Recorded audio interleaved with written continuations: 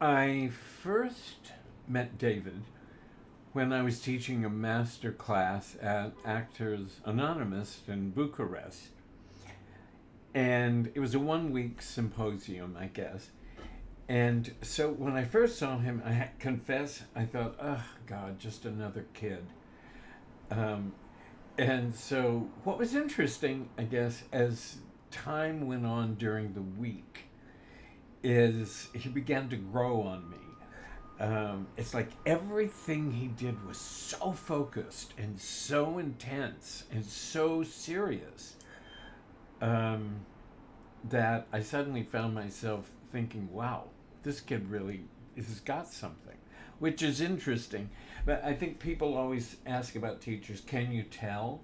And we always say, no, you can't tell, because it's the politically correct thing to say. But boy, you can tell. I had the same feeling. At about the same age, I saw Mark Ruffalo in class, and I thought, wow, that kid's got something.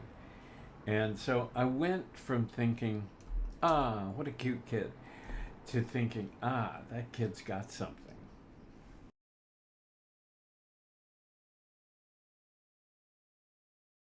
There was a specific moment that really hit me about David. I give an exercise that is not an easy exercise. I give a circumstance, a plot, and I give two actors 4 lines of dialogue that is very obscure dialogue that has nothing to do with the plot. The idea here for acting is that it's what's behind the words that makes a difference in a play and not just the words. And so I gave him a very, very difficult, specific plot and 4 obscure lines of dialogue. The dialogue had to do with one person has a couple of apples and asks the other person if they want one. What interested me the most about David was that he did not shy away from the circumstance that I gave him. And again, it was a very difficult circumstance to play.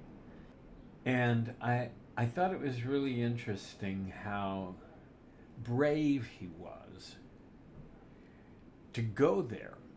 And it's always been something that I thought was important. People ask me why I like Meryl Streep so much, and I said it's because she's willing to go there. I'm not even sure where there is, but it's just to let somebody in and see what's going on. And I think that's what makes for really interesting acting. And I was really amazed that David did it. I'm not even sure but what I was testing him to see whether or not he'd do it.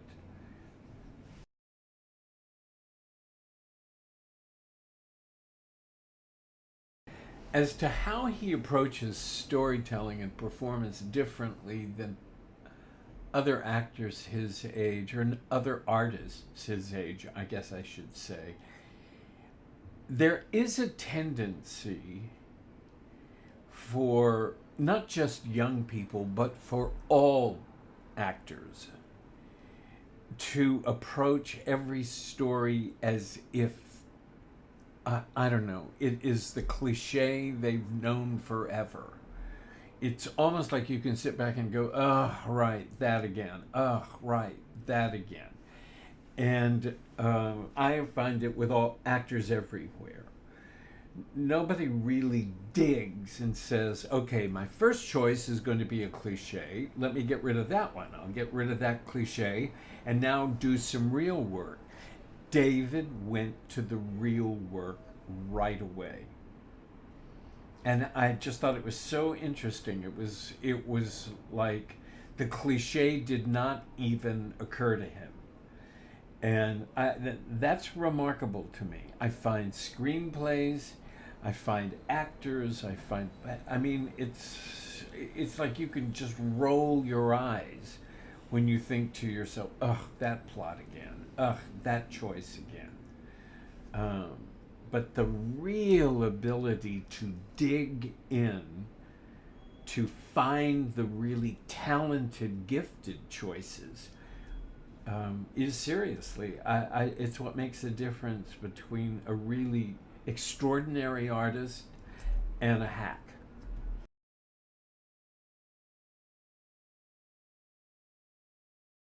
I'd like to think that working with David has changed me. It hasn't. I'm still very cynical.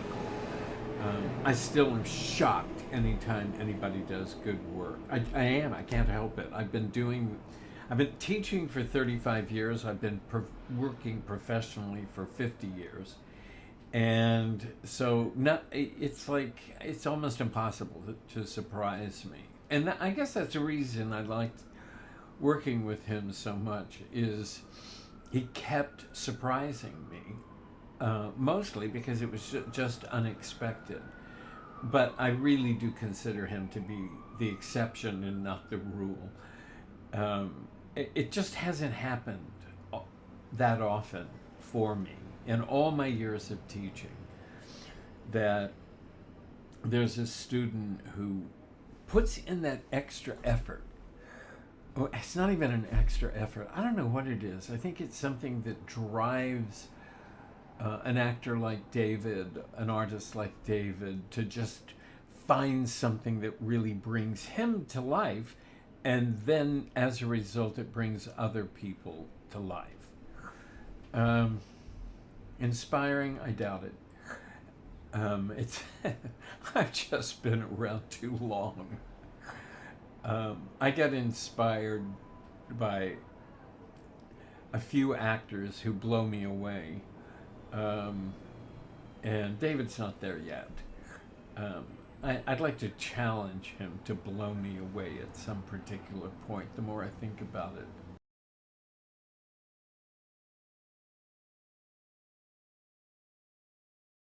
But what I would like to think will exist is that he will be able to come to me when he needs me, that I will be one of the people in his life that he says, all right, I've written this, have a look at it and tell me what you think.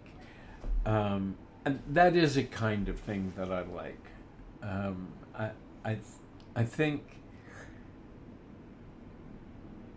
if things had been different, and if we'd been living in the same city for several years, I would no doubt have taught him regularly and worked with him regularly.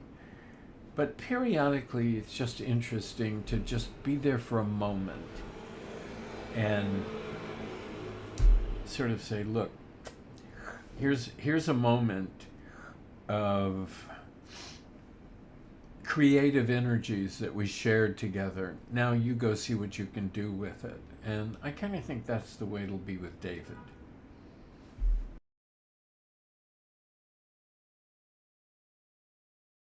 The one piece of advice that I would give anybody starting out in this industry is take any job that comes along. Don't have pride. Don't say, oh, I'm too good for that. Take anything, because I absolutely believe that the most difficult thing is to get in the room. Once you're in the room, they'll figure out if you've gotten the ability or not, and then you'll be able to progress accordingly. It certainly happened in my life. And it's happened in so many people's lives that I know. If you're talented, they'll notice it.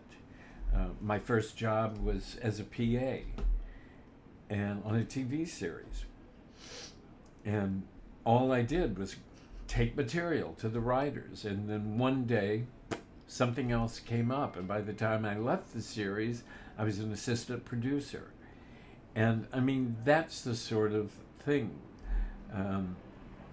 Same thing happened with another actor of mine.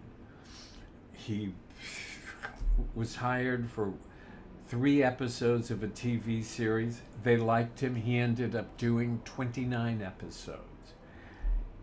Same thing. Mark Ruffalo, perfect example. He did a play in Los Angeles. It went to New York, and he went with it. I mean, he'd just done it to do this play at this little theater in Los Angeles. He went to New York, and he was discovered. So it's like the thing is, you cannot figure out, you cannot really just like lay out, first I'm going to do this, then I'm going to do this, then I'm going to do this. It never works that way. All you can do is say, let me in the room and I'll show you what I can do. So my note is just get in the room. Don't worry about how much money they pay you. None of that matters. It's just getting in the damn room.